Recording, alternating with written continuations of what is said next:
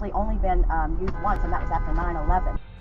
It seems like without fail, during my daily doom scrolling session, my algorithm shows me a road raging incident, people getting pulled over, or worse, a car accident.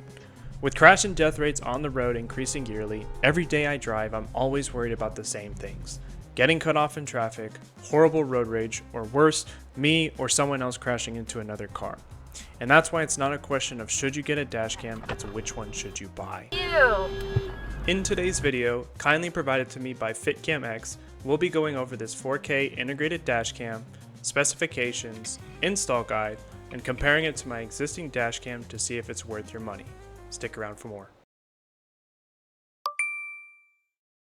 FitcamX provides OEM-style integrated dashcams that hide away the bulk of external styles without sacrificing video quality. Powered in line by your car's rain and light sensor and hidden within the plastic trim piece of your car's mirror. They have over 300 models across brands from Japanese, American, and in my case, European manufacturers like Mercedes, Audi, and BMW, all designed to fit your specific car.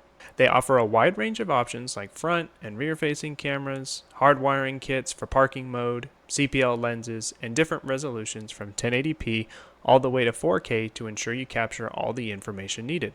Now that that's out of the way, I do want to mention that I'm not being paid to review this camera, but they did send me this unit to review, and as a bonus, when you purchase a camera, use the discount code drivesafe for 8% off your dashcam. You'll be supporting a small channel while securing your car's safety in the process. With that, let's get right into the unboxing.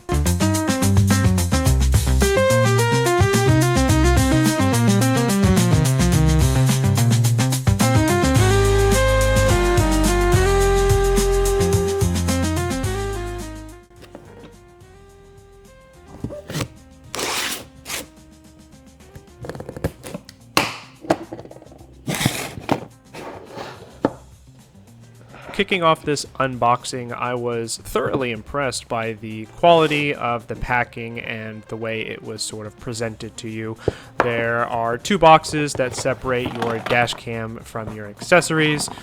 Starting off with the trim tool that helps you remove and install the plastic around the camera, as well as, surprisingly, a USB-A to C SD card reader. That's something that you don't really see often, so I was actually really impressed with that. On the bottom of the box, you have the manual as well as the support card. So in the dashcam box, unsurprisingly, you have the dashcam, along with the provided Y-splice connector that is specific to your model, as well as, again, surprisingly, a SD card. Most of the dash cams that I am given don't have those, and so at least having one outside the box is really beneficial. So again, big props to Fitcam for providing that right out the gate.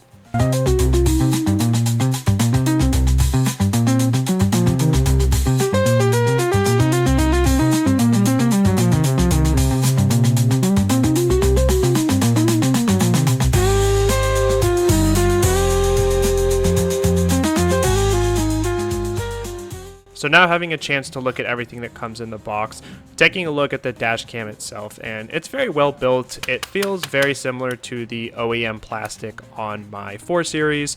Again, every model is different. This specific camera is compatible with a ton of the F generation cars, but as I mentioned earlier, the Y-splice connector is one of the main differentiators per your car's power to the rain and light sensor. So now that we've had a chance to talk a little bit about the unboxing experience, let's take a step back and figure out what a good dash camera is and how to decide which one is right for you. Generally speaking, when choosing a dash cam, there are 3 main features important to a camera: resolution, FPS, and aperture. Starting with resolution, the higher the number, the more pixels or information you're getting. A 4K picture is 4 times the size of a 1080p image. The pro here is that you're able to capture more information at a higher quality, but the downside is space and will fill up your card much faster. Next is FPS, or frames per second. This is how many images your camera is capturing per second. Most dashcams shoot at either 30 or 60 FPS. Having a higher number doesn't necessarily mean it's directly better, but you're getting more information more often. This can introduce additional noise, however, and artifacting in your videos, as well as take up a lot more space versus just shooting at 30 FPS. Lastly is aperture. This is a common photography term, and it's essentially talking about how wide or how open the lens of a camera can get, letting in more light. Aperture is measured by focal lengths, like f1.6 or f1.2. The lower the number is, the more light it can take in. In this example, an f1.2 camera is more open and lets in more light, which in turn helps with nighttime driving and identifying license plates, even when there's little light. In this instance, a smaller number will usually be directly better than a higher aperture. Some other features that might be important to look for are form factor, concealment versus external style, hardwire versus 12-volt socket, front, rear, and inside facing cameras, aftermarket support, and warranty. And so now with all that context, let's take a quick look and compare the FitcamX versus the camera I have currently, which is the Viofo A129, and some other options that are out there on the market. So in today's head-to-head, we have the camera I've been running for the last 4 years or so. I have 4 of these cameras from Viofo, the A129 and the 229 Plus Duo. Essentially what that means is it has the 1440p 60 fps resolution camera and a second channel 1080p for the rear. One of my favorite features is the adjustable video head, so you can set the camera wherever you need it. And Viofo offers tons of options like the CPL lens you see here, and I run the hardwire kit for parking mode and a 256GB SD card, so I don't have to worry about offloading nearly as often.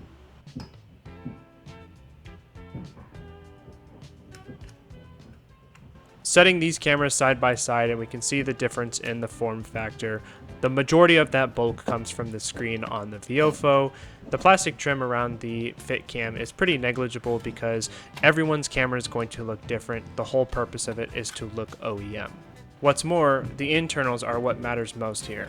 Talking about their specifications, the Fitcam has a 4K 8 megapixel front camera and an optional 1080p 2 megapixel rear camera. The A129 has a 5 megapixel front camera and a 2 megapixel rear camera.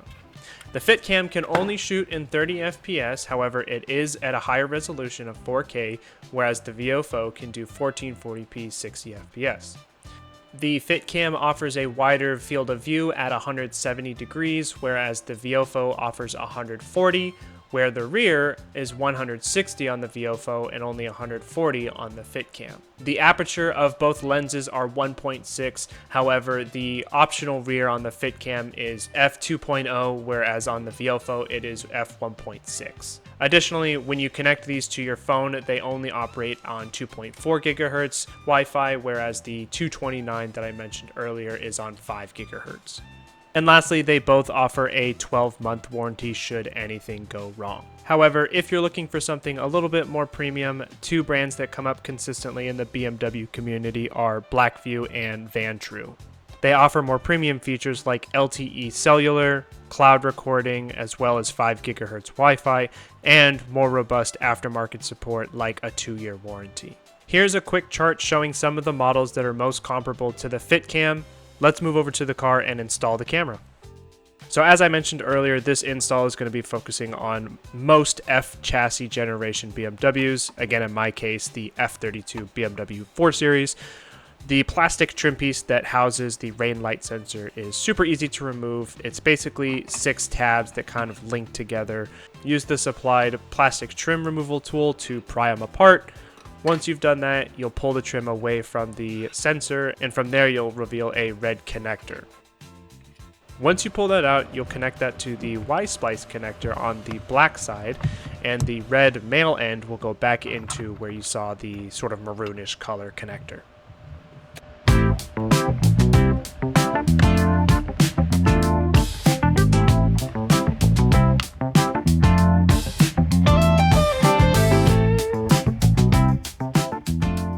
Once you got the connector in, you'll want to route the wire up towards the headliner so that it stays hidden behind the plastic trim. There is a small stalk that kind of sticks out or connects the rearview mirror to the rain light sensor and the window. There's a small round circle where that trim lines up, and you will push the 2 pieces together like so.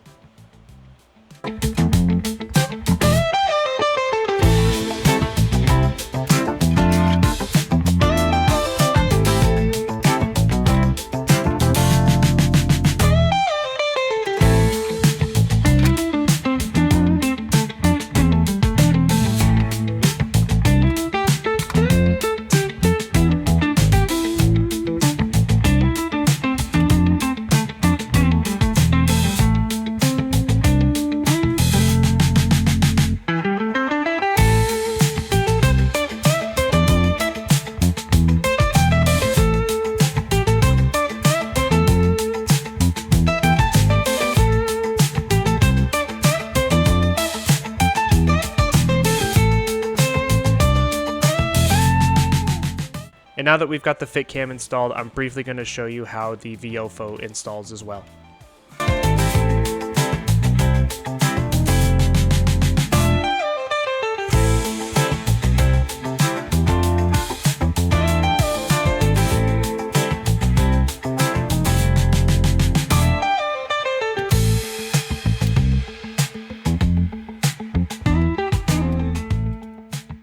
Now that we have the Viofo installed, let's take a quick look at what they look like side by side. The purpose of the Fitcam is to be a little bit more concealed and look like an OEM style trim piece.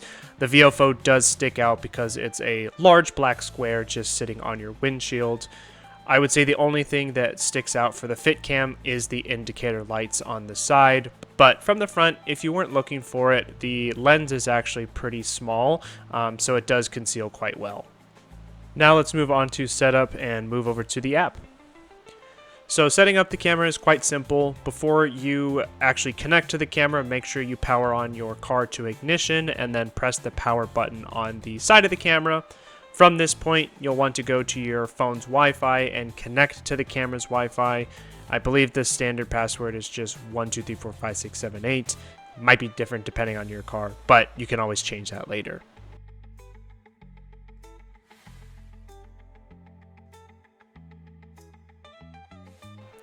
Once connected, switching back over to the app, you'll be presented with a real-time view of your camera, as well as the ability to go into the files and the camera settings. It is on 2.4 gigahertz Wi-Fi, so it will be slower than those on a 5 gigahertz, but settings is quite simple. You've got your resolution control. If you have the hardwire parking, you can set that up.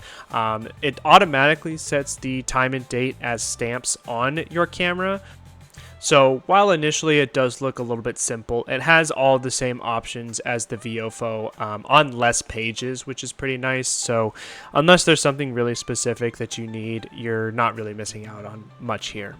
And now that that's all out of the way, let's get on the road and actually compare the cameras. Alright, now moving over to our driving test, starting here in the day, we've got the Fitcam at 4K up top with the Viofo on bottom at 1440p, and as we're coming up here on our first car, I'd like to stop and show you a little bit of what we should be looking for. In the middle, I've isolated the license plate of the car coming towards us. Now, as you can see, it's quite difficult to tell and make out the letters here, but from a clarity standpoint, I have a lot more detail in the car, in my surroundings from the Viofo rather than the Fitcam up top. This is something that I'm going to go in a little bit more depth later on, but the angle of the Fitcam is fixed, which unfortunately means if there's any reflections, I can't adjust to compensate.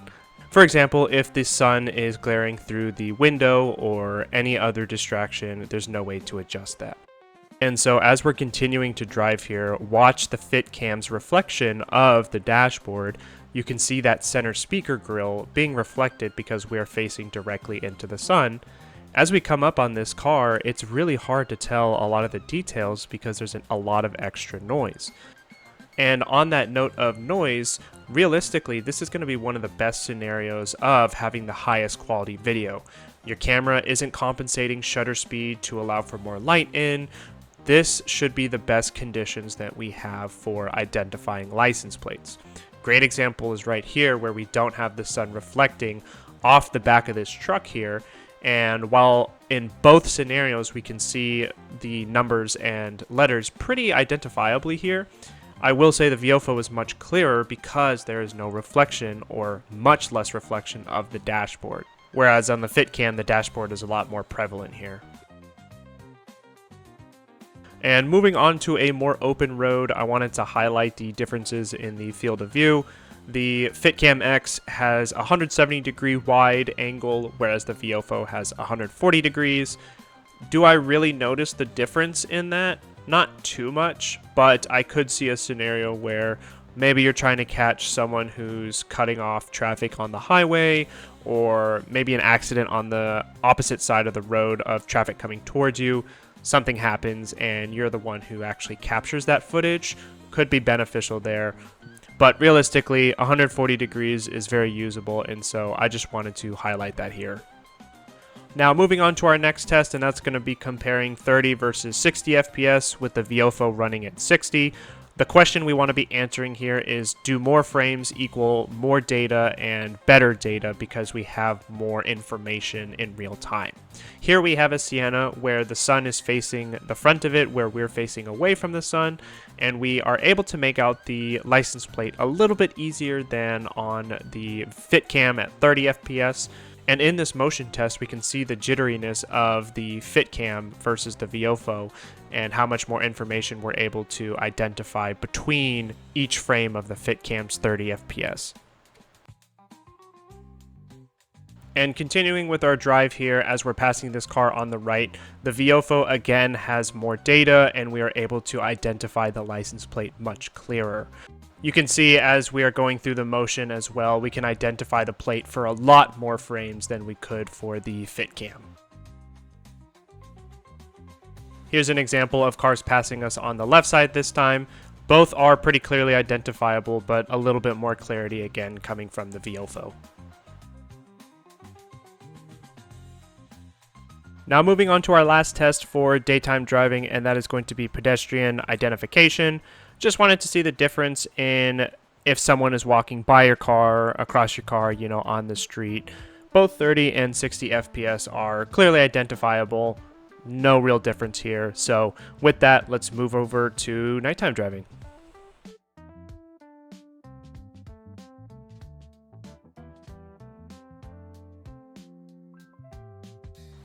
So starting off our nighttime drive, setup is the exact same. Fitcam at 4K up top with the Viofo on bottom at 1440p. Both are running at 30 FPS, and on this same road, the exact same situation with the reflection on the windshield is apparent in the Fitcam. The screen light is very, very apparent and is one of the biggest downsides that I have experienced with this specific model, and that's something I mentioned is the biggest downside because you can't adjust the angle and just the way that the dashcam is designed. Now, as we're passing our first set of cars here, it's pretty apparent to see how the Fitcam suffers with the screen reflection on the window. The Viofo doesn't fare much better, but we do still have a good bit of quality when the cars pass in both scenarios. Moving on to another scenario where we might have a little bit more light, I decided to choose an area where I know there's very little illumination for those more worst case scenarios. But in this case, because we have more light, the cameras don't have to compensate by increasing ISO, resulting in a decrease of noise. If you take a look at the fringes of the Fitcam on the left and right, as more light comes in, the grain and the noise starts to go away. On top of that, the signs by the lights are a lot more readable.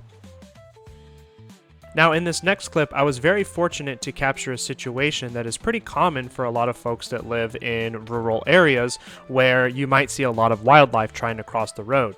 In my case, I saw a couple of deer trying to cross the road, and as you can see in these clips, they're sitting over on the left side.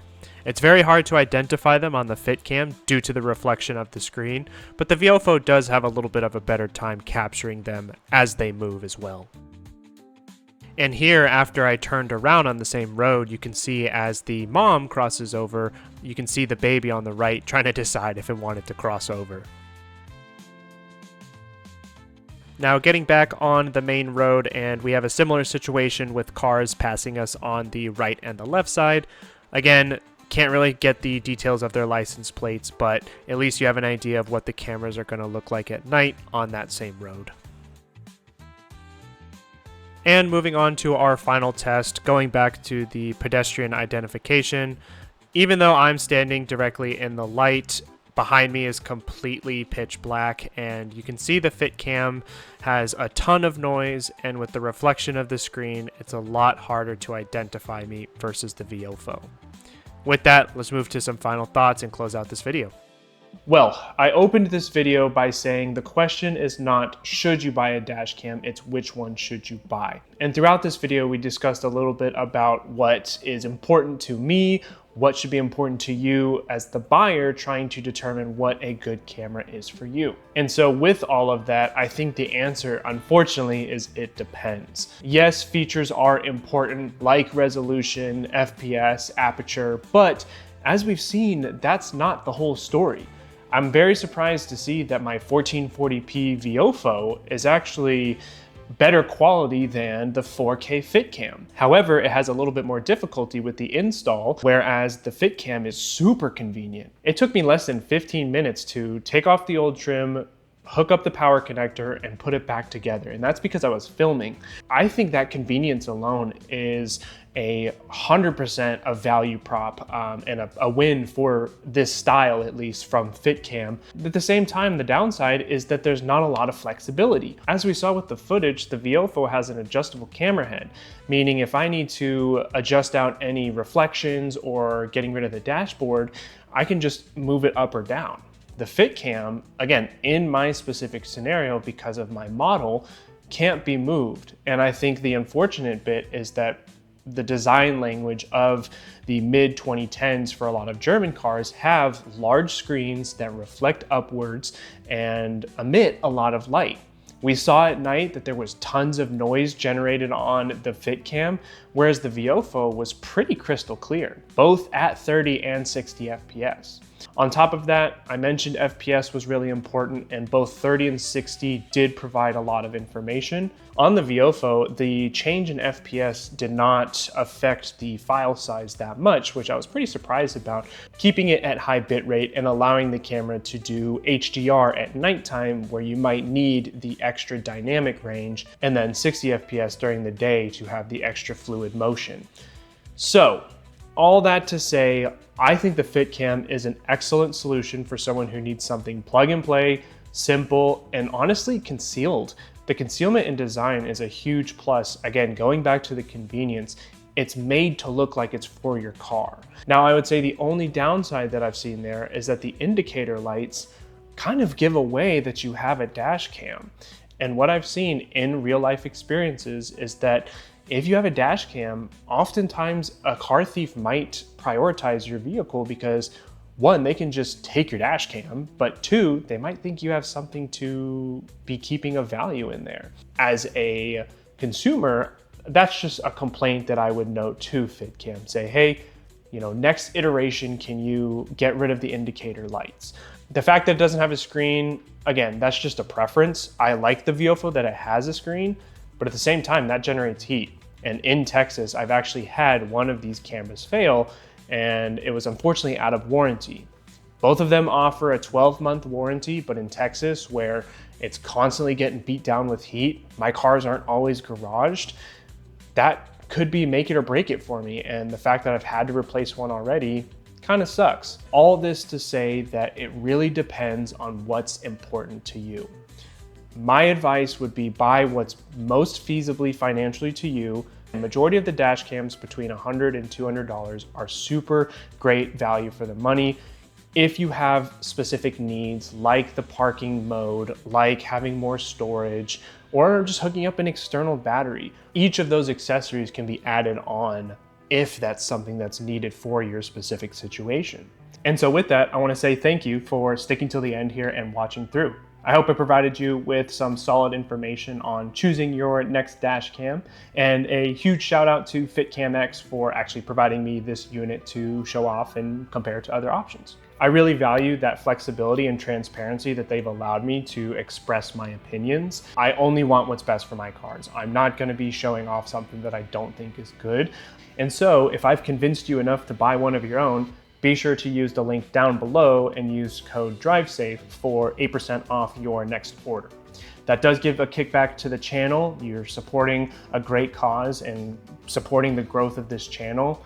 Everything that I do is to reinvest and grow the channel. So with that, I want to say thank you so much for watching Eurofever Garage. As always, I'm your host Donovan, and until next time, see you guys later. Bye.